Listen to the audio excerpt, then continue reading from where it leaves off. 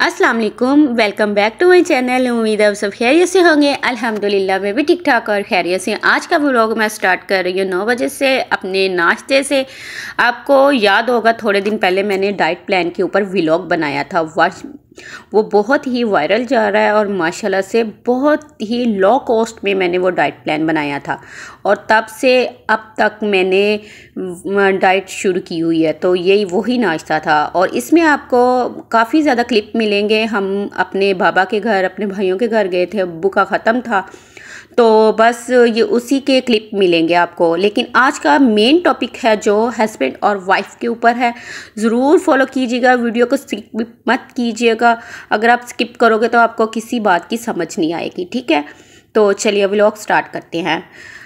Husband और wife जो कि एक दूसरे का लिबास हैं और एक दूसरे के ऊपर पर्दा अल्लाह ताला ने इतना ज़्यादा रखा हुआ है ना कि इसकी कोई मुकाबले में नहीं है, ठीक है ना। माँ बाप के बाद जो मियाँ और बीवी है ना, इसकी बहुत ज़्यादा अहमियत अल्लाह पाक ने रखी है, ठीक है। अगर तो वो मियाँ बीवी समझ जाए एक दूसरे को, अगर तो वो दूसरों की बातों में आ जाए, मतलब कि थर्ड पर्सन होता है कि वो हस्बैंड और वाइफ में तकरार करवाना चाहता है, फूट दिलवाना चाहता है। लेकिन कुछ मियाँ बीवी बेवकूफ़ होते हैं जो कि तीसरे बंदे की बातों में आ जाते हैं। लेकिन हरगिज़ भी आप लोगों ने ऐसा नहीं करना, अपने आप को मजबूत रखना है।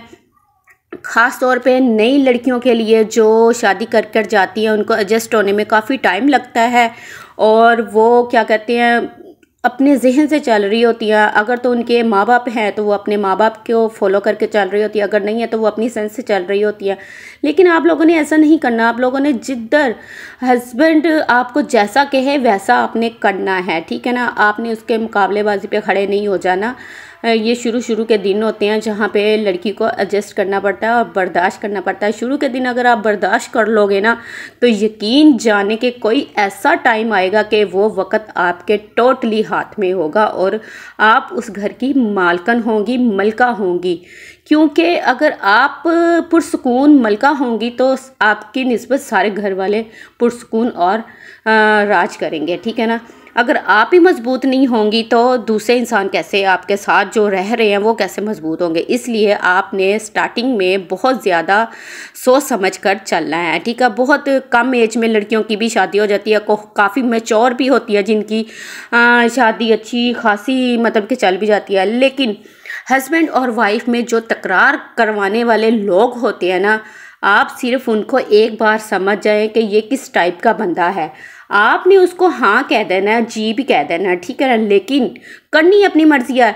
अच्छा, स्टार्टिंग में क्या हुआ था, जब मैं शादी करवा के अपने घर आई ना तो मेरे हस्बैंड, आपको पता है कि काफ़ी ज़्यादा मिसअंडरस्टैंडिंग हो जाती हैं लाइफ में। तो मैंने तो एक हफ्ते में मतलब कि समझ लिया कि बस मैंने अपने हस्बैंड को अपने पास बिठाया और कहा कि कोई भी मसला हो जाए, कुछ भी हो जाए, कितनी भी हमारे साथ मसले मसाइल हो जाए, लेकिन हमने अपने रूम में ही अपनी बात रखनी है, कमरे से बाहर नहीं निकालनी। चाहे हमें गैप लेना पड़े, हम बात भी करेंगे एक दूसरे के साथ, लेकिन किसी को फील नहीं होने देंगे कि हमारा झगड़ा हुआ है या हम नाराज़ हैं एक दूसरे से।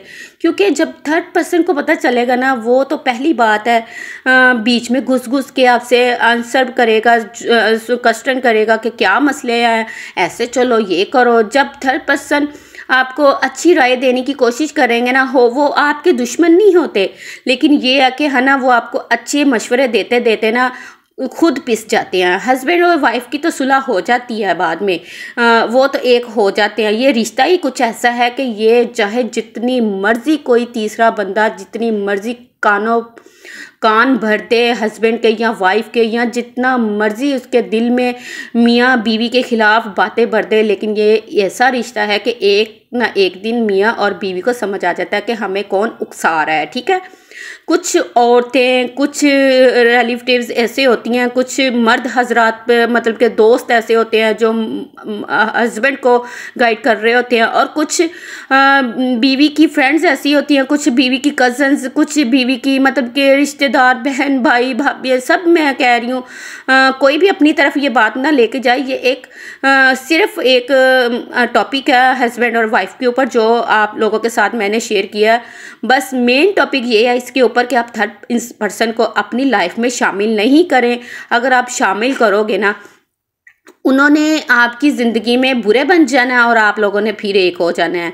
अच्छा, अगर दिमाग बनकर जाता है हस्बैंड अपने घर वालों के पास, अपने ससुराल में, तो देखो माँ को एक ना एक दिन ख्याल आएगा कि इस दिमाग ने मेरे बेटी के साथ ऐसा किया था। उसकी दिल में बात आएगी, वो उसको इतनी इज्जत नहीं देगी जितनी पहले देती है, ठीक है। लेकिन लड़की जो बीवी होती है वो अपने हस्बैंड के साथ वैसी होगी। इसलिए बीवी भी अपनी दिल से बातें निकाल देती है, हस्बैंड भी अपने दिल से बातें निकाल देता है। लेकिन तीसरा बंदा जिन्होंने हमें समझाया होता है, जिनको हमने इन्वॉल्व किया होता है अपनी मसले मसाइल में, वो हरगिज़ भी आपकी बातें दिल से नहीं निकालते। वो अपने दिल में बिठा लेते हैं और बिठा कर बातें उसी तरह का आपको मशवरा देते हैं। फिर वो कभी कभार ऐसा होता है मशवरा आप उसके ऊपर, जिसके पास दिमाग नहीं होता, वो असर भी कर लेते हैं और वो असर करके तो उसी बातों के ऊपर चलते हैं। तो इस तरह आपके घर के ऊपर, आपके मियाँ बीवी के जो रिलेशनशिप है उसके ऊपर असर पड़ता है।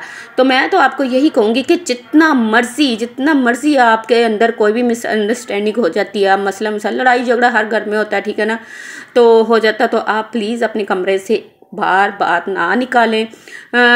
बहुत ज़्यादा कपल ऐसे देखे हैं कि है ना, कोई होते हैं कि वो बता देते हैं, और बहुत ज़्यादा कपल ऐसे भी देखे जो कुन्ने होते हैं, बताते ही नहीं हैं कि बस नहीं भी, कोई भी नहीं। एक दफ़ा पूछने पे वो हाँ हूँ कह देते हैं, दूसरी दफ़ा तीसरी दफ़ा वो इंसान पूछता ही नहीं है कि भाई ये तो बड़ा गुंडा कपल है, इसने नहीं कुछ भी बताया। हम लड़कियों को शादी के लिए तैयार किया जाता है, लेकिन इमोशनली इंटेलिजेंट होना कभी भी नहीं सिखाया जाता। इनफैक्ट लड़की हो या लड़का, हमारी सोसाइटी में जिस देसी कम्युनिटी से हम बिलोंग करते हैं वहाँ पे इमोशनल इंटेलिजेंट के जैसी कोई चीज़ ही नहीं है, ठीक है।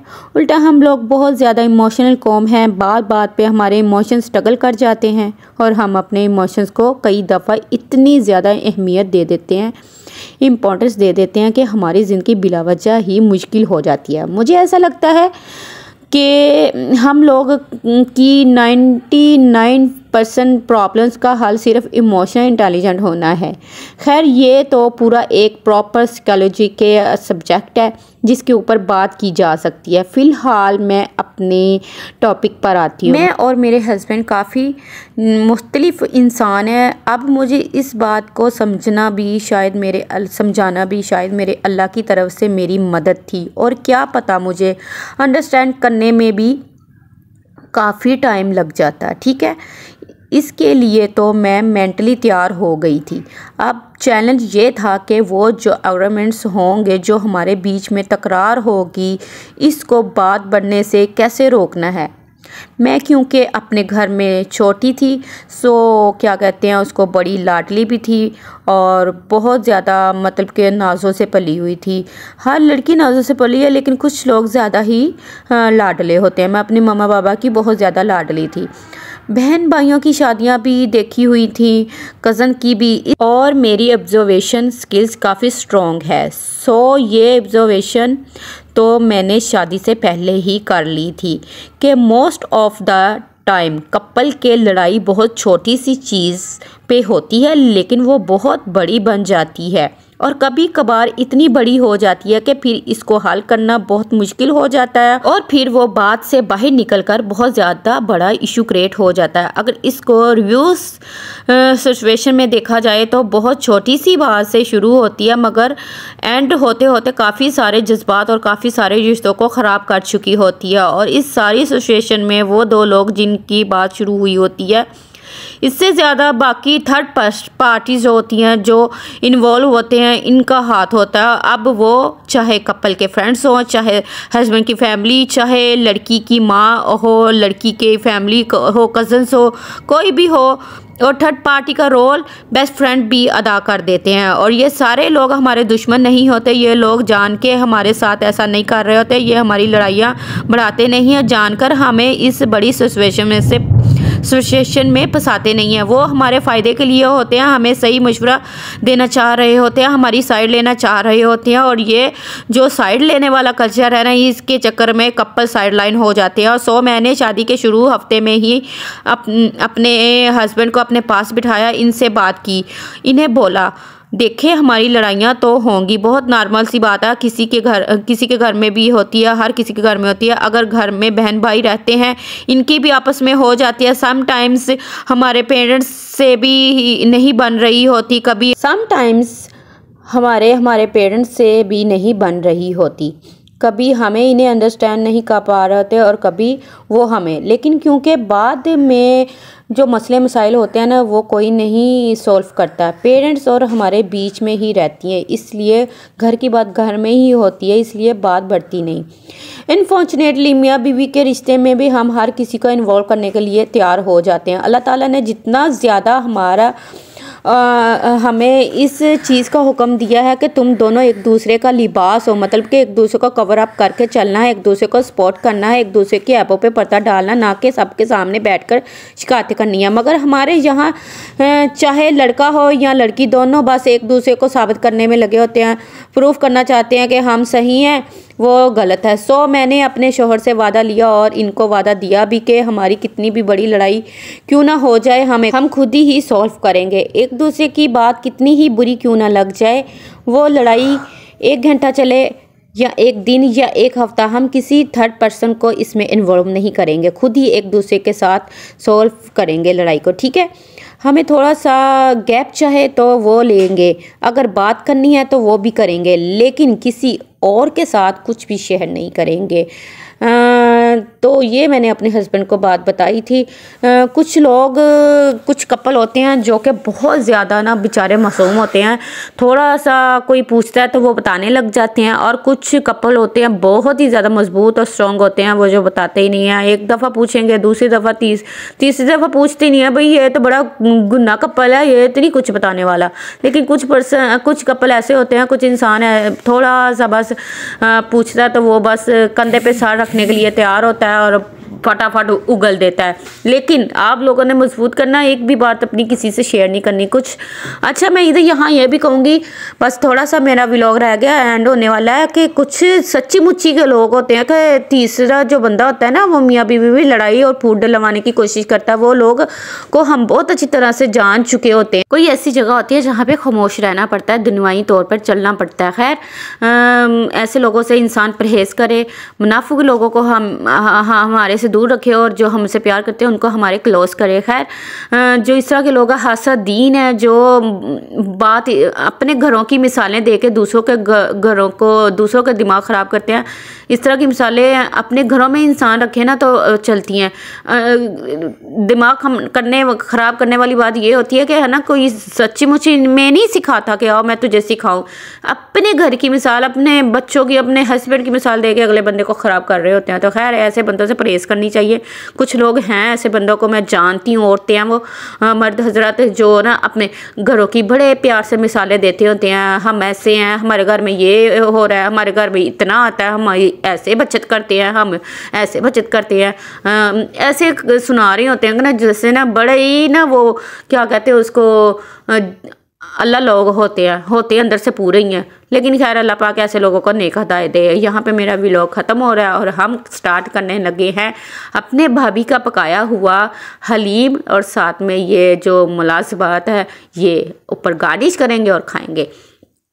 तो अपनी दुआ में याद रखिएगा। मिलूंगे नए व्लॉग, नई रेसिपी के साथ। अल्लाह हाफिज़।